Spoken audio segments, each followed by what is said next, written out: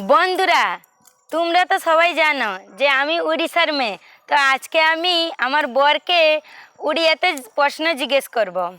আচ্ছা বলো দেখি, গাঁরু সহর বুলু থায়, মন্দিরকু ଯିବା ପାଇଁ ଡରୁ ଥାଏ, কুহ দেখি। মানে গ্রামে আর শহরে ঘুরে বেড়ায়, হ্যাঁ কিন্তু মন্দিরে যাওয়ার সময় ভয় পায়। তো এই প্রশ্নটা তো হ্যাঁ হ্যাঁ তো বন্ধুরা তোমরা উত্তর দাও, আমিও দিচ্ছি, ঠিক আছে? কি হ্যাঁ ভাবছি আমি? ভাবো ভাবো। কি আর একবার বলবো? হ্যাঁ বলো দেখি। বলবো, হ্যাঁ গাঁরু সহর বুলু থায় হ্যাঁ কিন্তু মন্দিরকু ଯିବା ପାଇଁ ଡରୁ ଥାଏ।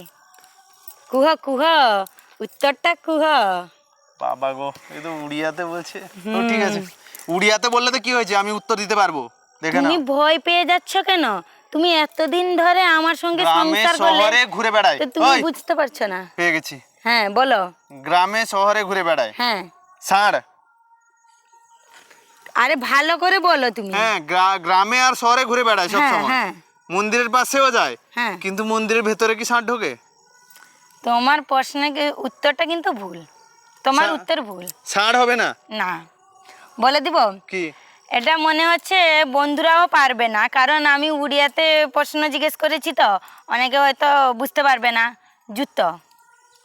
জুতো। হ্যাঁ, জুতো আমরা গ্রামেও পরি, হ্যাঁ। শহরেও পরি, কিন্তু মন্দিরে যে গেলে কি পরি আমরা? কি? আমি